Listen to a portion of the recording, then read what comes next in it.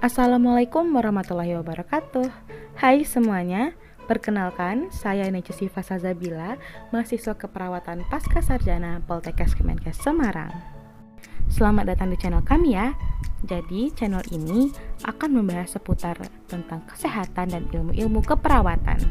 Di channel ini kami punya 3 content creator. Yang pertama adalah saya, lalu ada 2 rekan saya yang lainnya, yaitu Fadilah Rahmadini dan Karisma Anjar Nugraha. Jadi yang pertama kita akan membahas apa itu pelayanan kesehatan.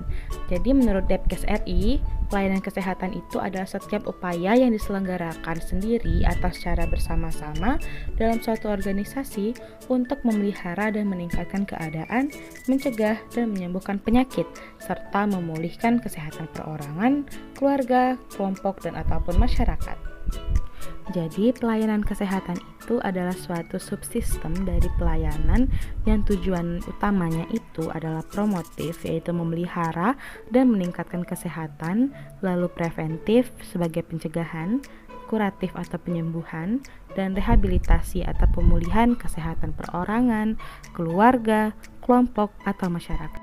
Lalu, apa sih ciri-ciri dari sistem pelayanan kesehatan ini? Jadi, ciri-cirinya ini disingkat menjadi sebuah kata, yaitu personality. P. Pleasantness, yaitu seorang petugas harus mampu menyenangkan pelanggan. E. Eagerness to help others, yaitu memiliki keinginan yang kuat dari dalam dirinya untuk membantu. R. Respect for the other people, harus menghargai dan menghormati pelanggan. S.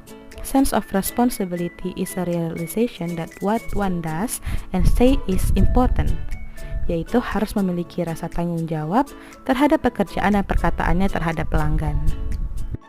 O. Orderly mind is essential for methodical and accurate work, yaitu harus memiliki jalan pemikiran yang terarah dan terorganisasi untuk melakukan pekerjaan dengan metode yang baik dan tingkat ketepatan yang tinggi. N. Neatness indicates pride in self and job, harus memiliki kerapian dan bangga dengan pekerjaannya sendiri. A. Accurate in everything done is of permanent importance, harus melakukan pekerjaan dengan keakuratan atau ketepatan atau ketelitian. Hal ini merupakan sebuah nilai yang sangat penting. L.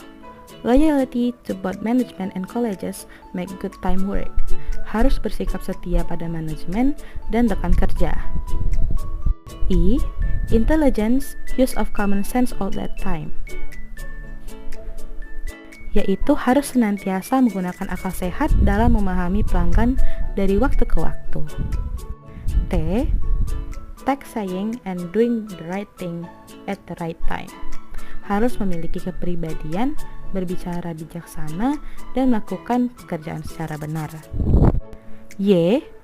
Yearning to be good service, clerk, and love of the work is essential, yaitu mempunyai keinginan menjadi pelayanan yang baik serta mencintai pekerjaannya.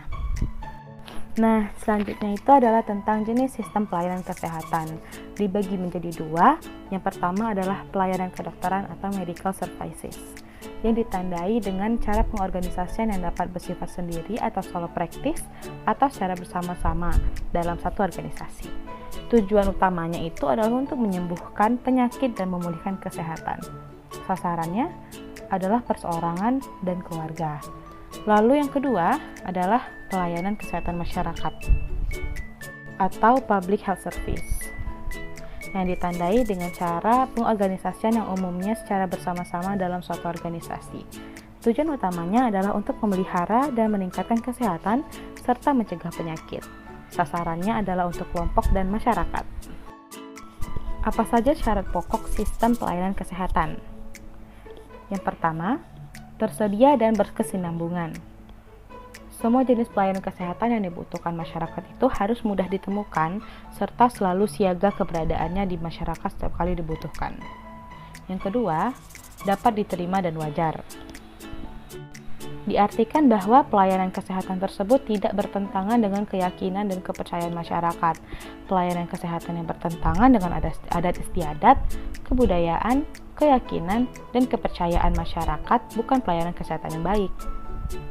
Yang ketiga, mudah dicapai atau accessible. Ketercapaian yang dimaksudkan ini diutamakan dari sudut lokasi.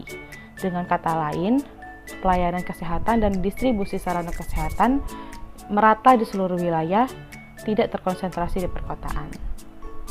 Yang keempat, mudah dijangkau atau affordable, terutama dari sudut biaya, disesuaikan dengan kemampuan ekonomi masyarakat. Yang kelima, bermutu atau quality. Mutu yang dimaksudkan ini adalah yang menunjukkan pada tingkat kesempurnaan pelayanan kesehatan yang diselenggarakan, dapat memuaskan para pemakai jasa pelayanan dan tata cara penyelenggaranya disesuaikan dengan kode etik serta yang telah ditetapkan. Lalu, apa saja lembaga sistem pelayanan kesehatan? Jadi, lembaga itu adalah tempat pemberian pelayanan kesehatan pada masyarakat dalam rangka meningkatkan status kesehatannya. Tempat yang dimaksud ini bervariasi berdasarkan tujuan pemberian pelayanan kesehatan. Tempat tersebut diantaranya rawat jalan. Lembaga pelayanan ini bertujuan memberikan pelayanan kesehatan pada tingkat pelaksanaan diagnosa dan pengobatan pada penyakit yang akut atau mendadak serta kronis yang dimungkinkan tidak rawat inap. Lembaga ini misalnya klinik kesehatan dan klinik dokter spesialis. Institusi merupakan lembaga yang fasilitasnya cukup dalam memberikan pelayanan kesehatan, seperti rumah sakit dan pusat rehabilitasi. Hospice.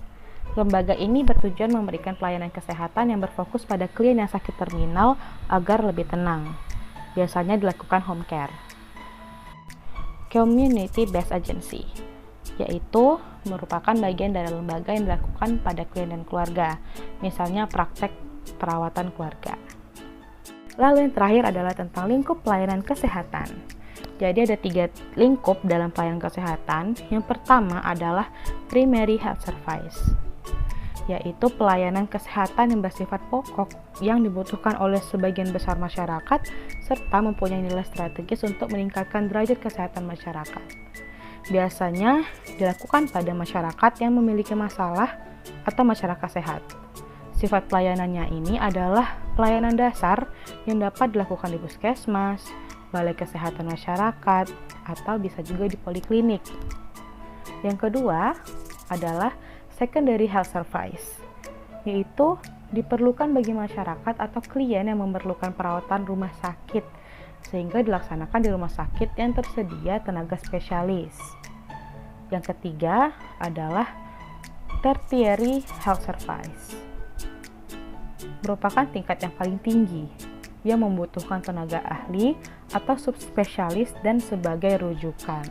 Baiklah, itu saja yang dapat saya sampaikan di video kali ini. Semoga bermanfaat bagi teman-teman semua yang menonton. Terima kasih atas perhatiannya. Wassalamualaikum warahmatullahi wabarakatuh.